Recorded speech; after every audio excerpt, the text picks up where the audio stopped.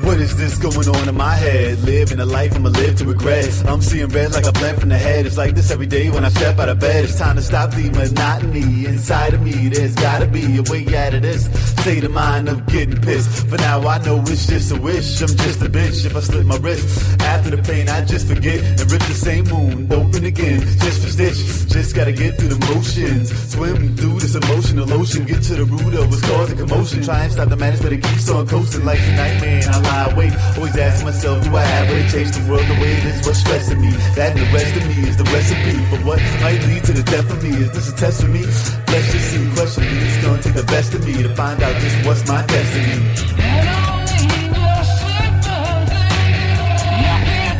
Sure, the shirt is off the cuff. Oh, welcome. Oh my God. I'm sorry I took so long to get this show going today. I've been experiencing some technical difficulties. What's going on actually is that my computer cannot stop giving me banner ads. So every time I'm trying to set up for the show, banner ads come up and slow down everything I'm trying to do. And it's been making me fucking crazy. But I had to reboot the computer, turn off the computer, to restart the computer. I had to run a scan on the computer. And anyway, here I am now. Now, today's topic is one of my all-time favorite topics. Of course, I'm talking about serial killers. Gotta love them. Now, I was a criminal justice major in college, and it was, basically it was my job to read up about criminals and study criminals, criminal behavior, and one of those types of criminals were, of course, serial killers. Serial killers are they for me they are the scariest thing on the planet, I think. I find them fascinating, but I realize I'm not dumb enough to not realize that they are incredibly dangerous and creepy, chilling. Just oh my God, this is a topic that is very near and dear to my heart, only because I find it so fascinating that one human being, any human being, could get to the point in their life where they think, this is a good idea. This makes sense. This is logical, Serial killers, for the most part, are actually, in their own way, they're very, very logical. What they do, they do for reasons that make perfect sense to them. It may not make sense to you and I, but it does make sense to them, and that's what's creepy about them. Serial killers are so scary that they've actually inspired, legends about vampires and werewolves and monsters. These guys have inspired these type of stories. Serial killers truly are the boogeyman. All right, so and what's really wild about serial killers is that they don't look like monsters. They don't. They look very normal. They look like your neighbors. They look like your family members, They look like you. And that's what makes them so scary, because, you in your mind, we always have some idea of what the bad guy looks like. But in reality, when we encounter the bad guy, it's not what we envision. It's not what we were expecting. We were expecting a monster. And instead we got, Joe Schmo from Idaho, making a skin suit out of you. Among the more famous serial killers of our time was, of course, Ted Bundy. Ted Bundy, by all accounts, good-looking, charming, educated, intelligent, and murdered at least over 30 women.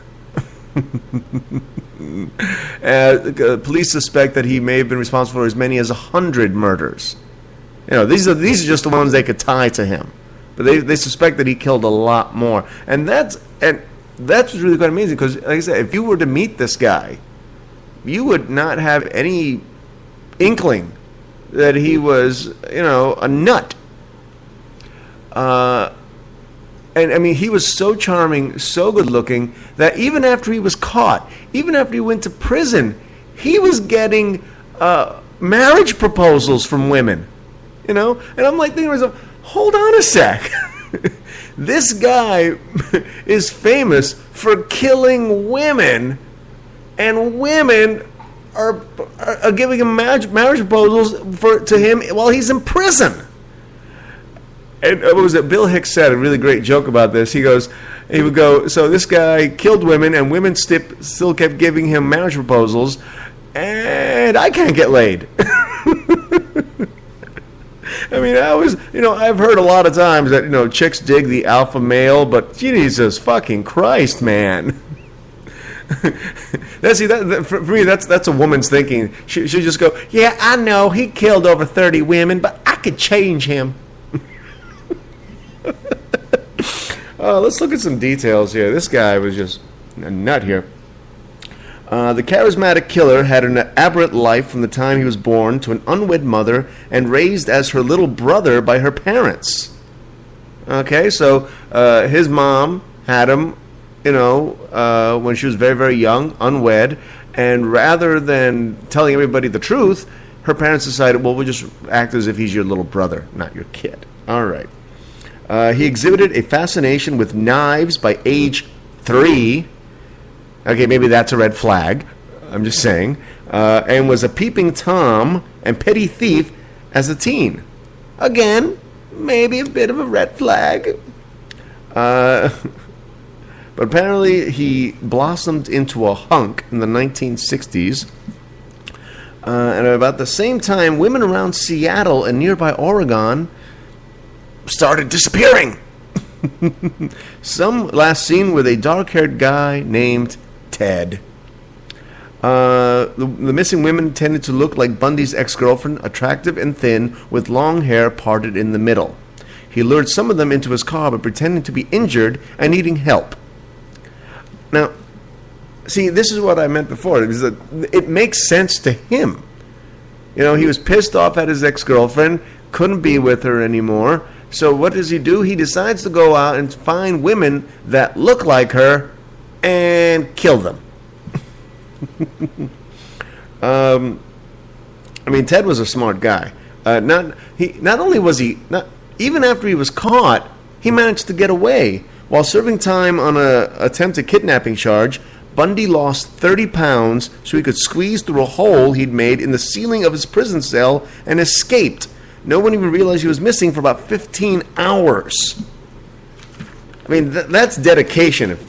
Shit, man. I'd love to lose 30 pounds. I really would.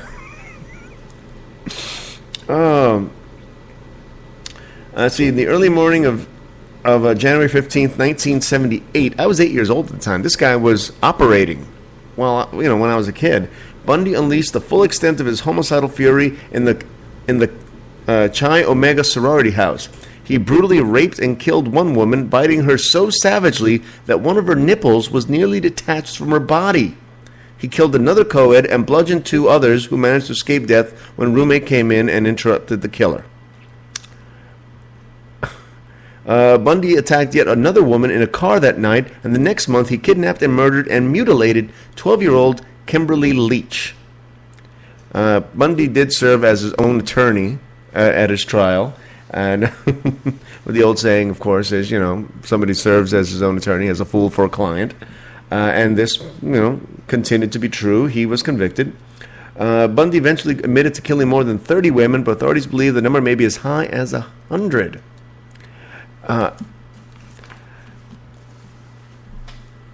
When I think about serial killers, you have to understand, like I said before, they think that what they're doing makes perfect sense.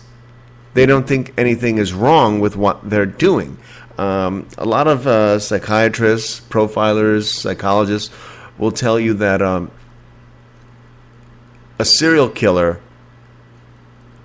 is detached from his emotions. And the only way that he can feel anything is when he or she is in the process of killing somebody. It's what makes them feel alive, And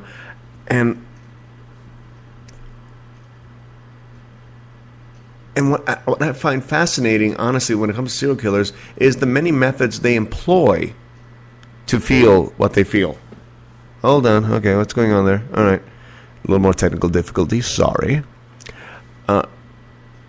They form an attachment. They form a way of thinking, and they form a routine for how it is they do things. Some people will tell you, some psychiatrists, psychologists, whatever, will tell you that a serial killer is not able to really distinguish between the value of a human being and a chair. Now, I don't believe that. Because really, if that were true, then why don't serial killers just start, chopping up chairs, okay? I think they do know what the difference is. I think they choose to ignore that difference. I think they decide that they need to do this to make things right in their world, at least for a little while. Another serial killer I've got to talk to you about is Nanny Doss. Nanny Doss. Sounds nice, doesn't it? Sounds like somebody you'd want watching your kids. But you wouldn't. She was a nut. She was known as the Giggling Granny because when she was arrested and they took her mugshot, she smiled. She was smiling. She never lost her composure. She was very cheerful and giddy, and it was like, hey, yeah, I kill people.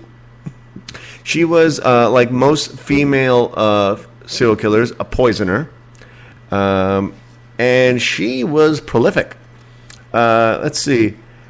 Her fifth husband, Samuel Doss, was a clean-cut, church-going man, disapproved of her hobby of romance novels. So she poisoned him. Just like she'd poisoned 3 other husbands, 2 of her own children, 2 sisters, her mother, a grandson, and a nephew. Fuck! And you look, I wish I could show you guys the picture of this here, because she looks like a perfectly nice person. She's smiling, she's giddy, she looks like somebody you want to give a hug to, But she was a killer, a cold-blooded killer, and more often than not, she went around, when she would be killing her husbands and family members, it was to collect on life insurance. Now, I'm sure that wasn't the only thing motivating her. Somehow or another, she felt the need to kill people. She felt the need to poison them. She wasn't, unlike a lot of male serial killers, female serial killers tend to like to get the job done and over with. They're not into the torture, rape, that male serial killers are. They like to do the job. So when it comes to female serial killers, it's usually poisoning. That's number one. It's number one choice for female serial killers, or a gunshot. But it tends to be quick. They don't. They like I said, they're not into the sexual assaults and the beatings and the skin peeling. Which I think in a lot of ways I think really lets you know where the mind of men and women are. Because so many men have, when they are serial killers, tend to have impotency problems, and they use the killing or the tools they use in the killings to represent their non-functioning cock. And we are going to get more into that when we come back from our break. Today's music is brought by one of my favorite bands here on Spreaker.com, 857. Their first song was The Suffering. Here's their next song, Next Level. I'm Joe Shirt, I'm Off the Cuff, and I'll be right back. This 857, we take it to the next level with the bass and the treble. All of a sudden start button, got your front in seconds. Pick your weapons or direction of path, like I had a half-life or a fight with Mike. Ass Kid Icarus, I get sick with this. Perfect dark like a total eclipse, and dead meat like this gyro might be. Beat me, highly unlikely, so I made my decision while on the front mission to put a stick up your anus and watch the pole position. Think I'm missing certain points of what you wish to settle here. Couldn't look more demanding wearing twisted metal gear. Terps the one you need to fear, and this appears to be a fact, man. I'll turn your crew ghosts and sport yellow like Pac-Man. You're whack, man. I rush and attack, man. I'm a renegade. Move back, man. If this is fight night, I'ma fight you. Trust me, you don't wanna be my arch rival. This for all the game players. Down, down. With Nintendos and they Segas. Right, Not just like the PlayStation. down, down. We the new generation. And chill the shirt Today, they say I was a player. is off the cuff. They was calling me a Mega Man. Welcome back, welcome back. We are talking about serial killers. Now we're going to talk about Pedro Lopez. Sounds like it could be one of my relatives, doesn't it? Pedro Lopez is connected to about the rape, torture, and murder of about 350 girls aged 8 through 12. This is a true monster of a human being. Now, serial killers, traditionally speaking, like I said, they have a reason why they do the things they do. There's something in their head that makes perfect sense to them. So let me tell you a little bit about Pedro here. Pedro Alonso Lopez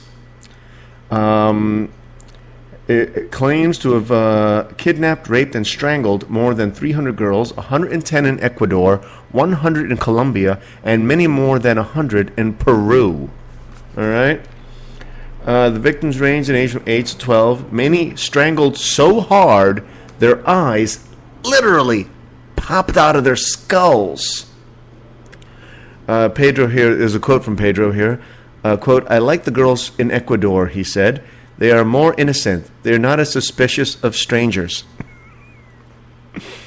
He revealed that he would troll through village markets to select his targets. Once he had them, he would rape and choke his victims in full daylight because he did not want darkness to hide their agony and terror as they died.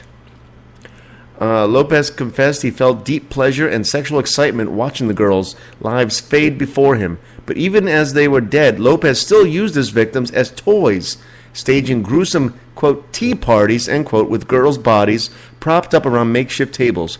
He would talk and joke with them before making the corpse disappear.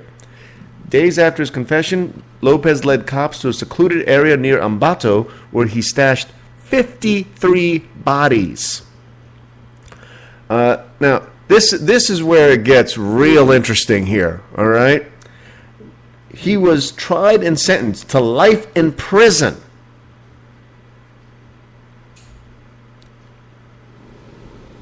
In 1999, he gave a one-time only interview to journalist Ron Leitner, welcoming him to his cell with a handshake so hard that the reporter feared his bones would break.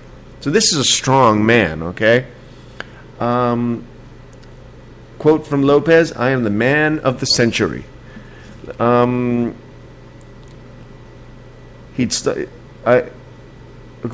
to him here, he would, this is a quote now, "I would give the girls a trinket like a hand mirror, then take her to a secret hideaway where prepared graves waited.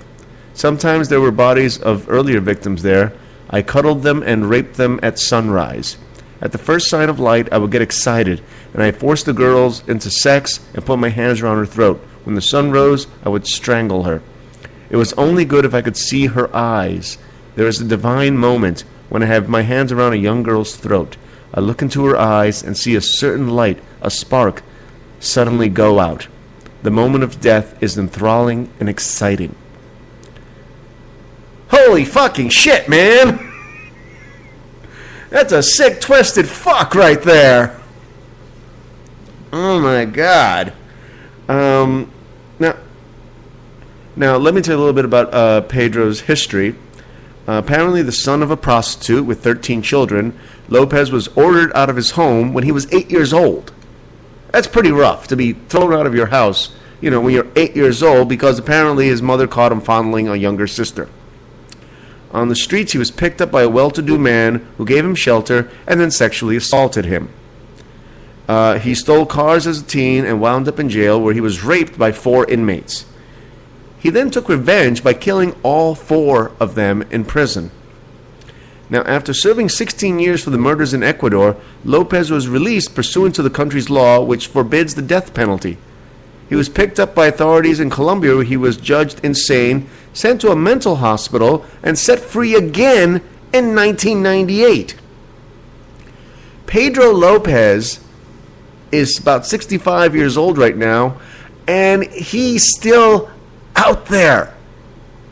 He's still most likely doing what he likes to do, which is kidnapping, raping, strangling young girls, 8 to 12 years old. Now, I understand Pedro had a tough life growing up. He's fondling his sister. I'm not saying that's right. I'm just saying that kids growing up, they explore. They explore themselves. They explore each other. Siblings, when you're a boy and you have a sister, you are fascinated by the fact that she doesn't have a pee-pee. And she's fascinated by the fact that you do have a pee-pee. Now, wait till the titties come in. Well, it gets even more interesting, doesn't it? So it's not really bizarre that Pedro showed interest in one of his sisters. I'm not saying it's right, but it's not really bizarre. And then he ended up on the street. He was sexually assaulted by men. He was raped in prison. But I'm not saying that's an excuse for what he did. But like I said, somewhere in his mind, this made sense to him. This gave him a certain type of peace that worked for him. That guy is scary. I don't care what anybody says. That fucker is scary. By the way, most of today's stories, actually all of them, are from a magazine I picked up, The World's Most Evil Serial Killers. It's from the Globe. It's a special investigation, and I gotta tell you, it creeps me out. Look, I'm not gonna tell you that these things don't bother me. They do. All right. I just find it very, very interesting. I don't know. Maybe I should have gone into police enforcement. Maybe I should become a cop or an FBI agent or a CIA agent or something like that, where I could use my brain to go after these guys, because it takes a certain mindset, I think, to go after a serial killer, to think like a serial killer, to understand what they're going through, and to see, to figure out what their next move is. Now, when it comes to serial killers, your typical, everyday, average serial killer, especially here in the good old U.S. of A., tends to be the same person. The average serial killer in the good old U.S. of A. is white, male, and between 20 and 50 years old. Okay? Middle-aged man, white, male, more often than not, decently educated, but not extremely well educated. Occasionally that you will run into a dummy, but who shows a certain adeptness at certain skill sets, like killing and disposing of bodies. Now, so like I said, a female serial killer is really quite rare. Minority serial killers, black, Latino, Asian. In the United States, at least, it's decently rare. But when it comes to, say, other countries, they do exist. For instance, there's the Tehran vampire. That's right, from Tehran, Iran. Serial killers. We're talking about, let's see here, Mohammed Bijay. I don't know if I'm pronouncing that right or not. He, according to this, dubbed the Tehran Desert Vampire. brutally raped and murdered at least 17 young boys and 3 men over a 2-year stretch with the help of his sidekick, Ali Baji. Now, if you know anything about Islamic countries, you'll know that homosexuality is against the law. Period. And when I say against the law, we're not talking they're going to give you a ticket when they see you sucking some guy's dick. All right? What I'm saying is that they will kill you. That's it. That's the law. They find out that you like dick, well, they're going to stone your ass. They're going to hang you. They're going to do whatever it is they do because they hate fags. That's what they do. Okay? And so you have to imagine that growing up in an Islamic state and realizing that you're homosexual is going to breed some anger issues in you because everything about you is against the law.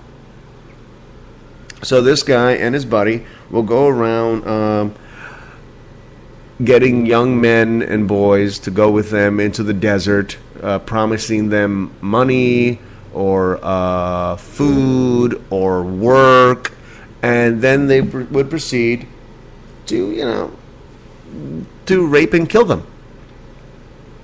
Sometimes for days. Now, according to this here, let's see. He would, once beyond the city limits, the homosexual predators drugged or knocked out boys and young men before taking their sexual pleasure. And he was caught, and he was tried. It was a quick trial, let me tell you. He was publicly whipped 100 times and then died a slow and painful death by strangulation during a hanging designed not to break his neck. They got a crane. They got one of the victim's mothers to tie the rope around his neck, and then they slowly lifted him into the air, and there he kicked and screamed and choked for about 20 minutes while over 5,000 people watched and cheered. And see, one of the relatives of the killer said, quote, "It's a sweet death for him. He deserves worse." Now, this is one of the things I like about foreign countries. Countries like Iran, China, Russia, when they decide that you're guilty and they're giving you the death penalty, they give you the fucking death penalty, all right? I am a big fan of the death penalty if we use it. Okay, do we run the risk of occasionally killing the innocent? Yeah, we do, absolutely. But, when you're talking about a true monster, like somebody like Muhammad Baji here, we know he did it. and they convicted him and they executed him. Not like here in the good old US of A where, somebody is caught, raped and killed, 30 kids, but, we'll give them the next 30 years with lawyers and appeals and court dates and I'm sorry, you know what? It's bullshit. It costs the taxpayers money. So either get rid of the death penalty and just give these fuckers, prison for life, or kill them. I'm all good for it. All right, now. Almost time for our break. I want to know what I want. You know what? I'm gonna take the break a little early right now. I'm gonna take the break, and we'll be back with more serial killers. And now we're also gonna have some music from 857. Their song "Up in Here." I'm Joe the Shirt. I'm off the cuff, and I'll be right back.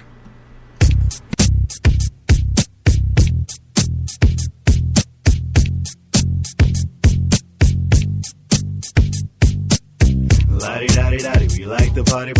La-di-da-di-da-di, move your body.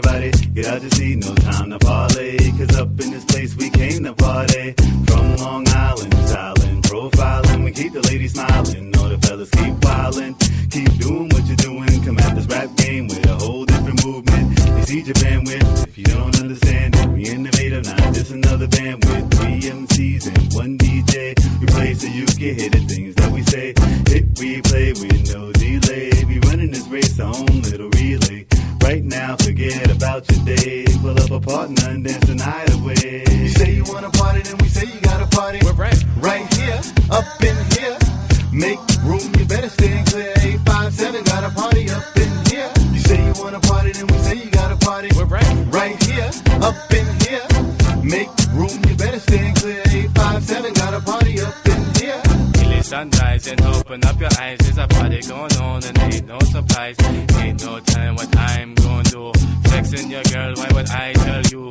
Never buck shots, only back shots. Rust cut, hush, hush. There's sweat pouring from me forehead. Right before 6, gonna set this party off like a warhead. Jumping and a jiving, popping and a grinding, serving up high pipes and rocking on the mics and no time for fights and.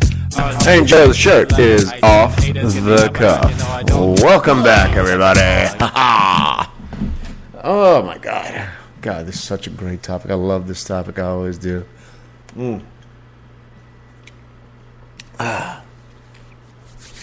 Let's talk a little bit about Jeffrey Dahmer. Oh yeah, I love Jeffrey Dahmer. Why? Because it wasn't good enough for him to just be a serial killer. It wasn't good enough for him to be a murderer or a sexual deviant. He also had to be a cannibal. Oh, that kicks ass. I don't. Please bear in mind, I don't admire these people. Okay, but like I said, I do find them fascinating. Jeffrey Dahmer, by most accounts, described as homosexual. I'm looking at a picture of him right now. A very non-assuming, normal-looking guy. You know, he would meet up with young men, sometimes underage men, a lot of times actually. And he would invite them over to go to his place and drink and get high, and then he'd drug them and kill them, and then he'd start to have his fun. See, unlike a lot of serial killers, Jeffrey enjoyed killing his victims first and then getting into the rape and degradation and eating. Let's see. Jeffrey Dahmer had a 13-year killing spree during which he brutally murdered 17 boys and young men, dismembered their bodies, and then ate them. According to this, Dahmer seemed normal as a young child, but he started boozing heavily in his high school years and became increasingly withdrawn. And he had a creepy hobby of collecting roadkill animals, sometimes stripping the flesh from their rotting bodies and once mounting a dog's head on a stake. Yeah, see, that's not right. For me, I would generally have to say that if you discover that your kid is picking up roadkill, taking it home with them, dismembering them, putting dog heads on a stick, I'd say you might want to call a therapist. I'm just saying. Shortly after graduating high school in 1978, Dahmer picked up young hitchhiker Stephen Hicks, and they wound up drinking beer and having sex together. Sounds good, right? That's all right. But when Hicks tried to leave, Dahmer hit him on the head with a barbell and then strangled him. To dispose of the body, he cut it up and scattered the parts in the woods near the parents' house in Bath, Ohio. Dahmer worked in a chocolate factory. Typically, he would lure gay males to his homes in Milwaukee, Oxford apartments to watch porn or pose for photos.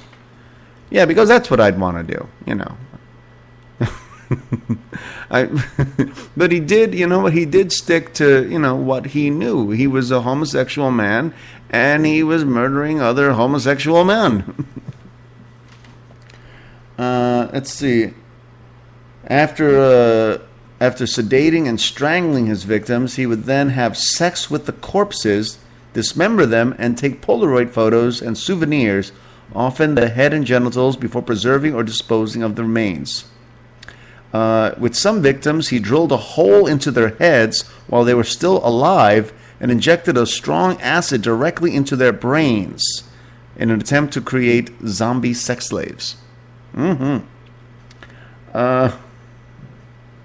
Now, you may know who Jeffrey Dahmer is, but you probably don't know who Chris Scarver is. Chris Scarver was a fellow inmate of Jeffrey Dahmer's in prison who beat him to death. Many presume that the reason why was because many of Dahmer's victims, much like Chris Scarver, were black.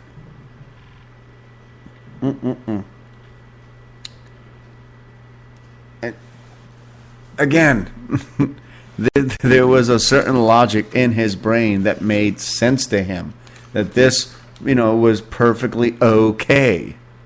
Now, another thing interesting about serial killers is that a lot of times they will most of the time they will put themselves in positions where they can act out on their dark desires in situations where, it just makes sense that they're there. Okay? A perfect example here is, let's see, what's this guy's name here? Richard Kalinsky. You may not know that name, but you may know the name of the Iceman. The Iceman was a guy who started out as a street hustler, got mixed in with the mafia, I believe the Gambinos, and he became their favorite go-to hitman. All right, he would go. He got the order to go and kill somebody, and that was fine. On a lot of levels, I understand that more than I understand killing somebody for money better than killing somebody for pleasure. I know that's a little sick and twisted, but I do understand that better. It's like, I don't want to do this. This is not what my joy in life, but I'm getting paid $50,000 to do it, or $10,000, or $1 million. I don't know what hitmen get paid these days. But what really differentiated Kalinsky from your average hitman was the fact that he did things that were not necessary. He would get an order to kill somebody, and then he would get these people and then torture them for days. He didn't have to, but he did it. Let's see. He tortured them. One of his favorite methods was to make his helpless captives bleed, then tie them up in rat-infested places where rodents attracted to the blood would eat the men alive. That's not necessary. That's a little sadistic, isn't it? I mean, I gave you a job. Kill that fucker. I didn't say, cut him and throw him to the rats, did I? No. Although he claimed to be a loving father, the hitman's daughter revealed that he once told her that he might have to kill her and her mother. And if he did, he'd have to kill her and her brother too. Wow. A buddy of mine, my buddy Craig, was telling me about this guy, where in the interview that happened, I think in the 90s, some guy pissed him off at a bar.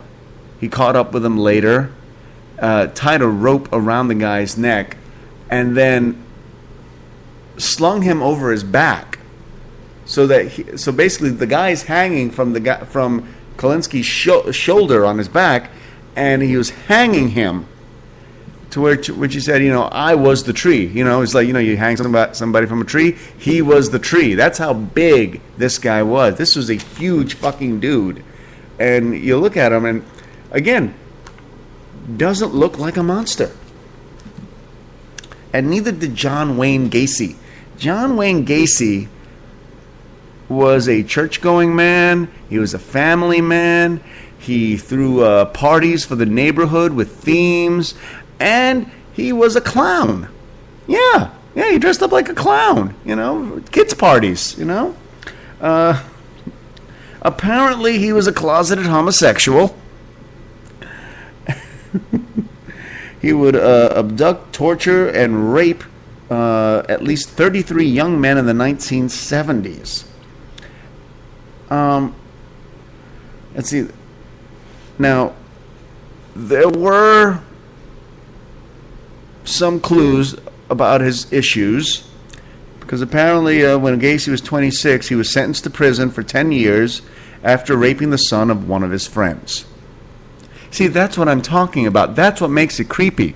This is a guy that you think is your buddy. It's your pal. It's your friend. Hey, could you watch my kid for me? Yeah, sure, no problem. Yeah, I won't fuck him in the ass against his will. No problem. I'll do that. Yeah, and this is what he did.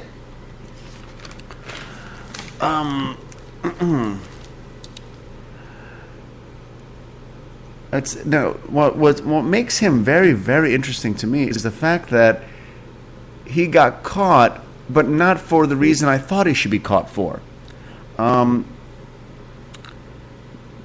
They talk about the one that got away, but it's not the one that got away. It's the one he let go. He got himself a victim, and then he let him go. Jeffrey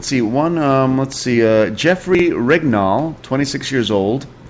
Gacy offered him some marijuana to get him into his car, then knocked him out with a chloroform-soaked rag. When Rignall came to, he was in Gacy's house and restrained on a rack of wooden board with head and armholes. Gacy stood naked before him and gleefully detailed how he was going to abuse Rignall with an assortment of sex toys spread around the room. Rignall was then viciously tortured, drugged, and repeatedly raped. But incredibly, he woke up fully clothed the next day in Chicago's Lincoln Park.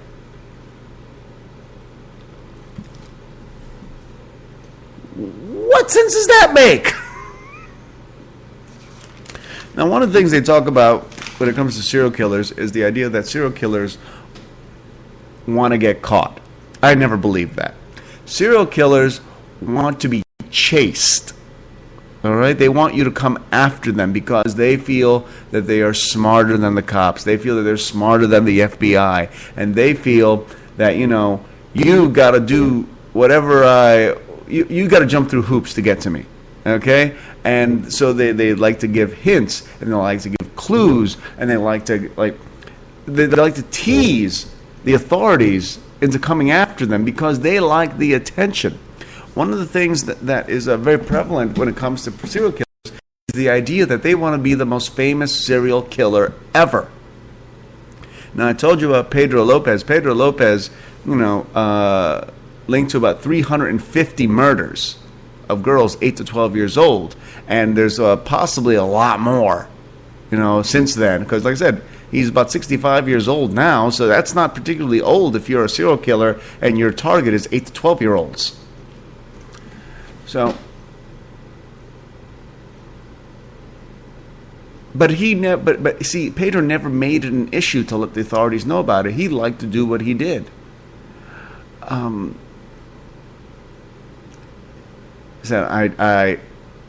my girlfriend has a saying that she likes to say. She says that I never want to understand why that makes sense to somebody like that. I don't want to understand the way they think. And I get that because it's a chilling, scary thing. It's one of those things that, people have nightmares about. I live in a building with 41 other condos here. And one of them could be a serial killer. According to FBI reports, there are roughly 50 known serial killers operating in the United States right now. And possibly more, because some serial killers have gotten so good at hiding their crimes that people don't even know that it's happening. They attribute it to like random murder or a disappearance or a runaway. One of the biggest issues right now is there's a story about all these highway murders where people are getting killed alongside, large interstate highways, routes, and they think that it's actually a group of truck drivers who don't know each other but kill along the routes that they serve, that they deliver their loads to or pick up loads from. And the reason that they're so successful is because they have no ties to the communities that they are killing in. They just drive through, kill people, and drive off. You know what? I've decided I am going to make this a two-parter. Probably not later on today, but I'm hoping maybe tomorrow or Thursday at the latest, because I've got a bunch more stories here to go through. All right. Anyway, thank you for listening to me. My God, it's I can talk about this all day. I really could. Now, for our last song today from 857, we have Yo Mama. I'm Joe the Shirt. I'm off the cuff. And I'll be back to you soon. Later. Yo mama's so old. She gotta iron herself before she go out. Talking about, I got a date. Yo, your mind's so desperate. Just try to look for guys in the men's room. You be staying up. Yo, mama so fat, she stack Big Macs.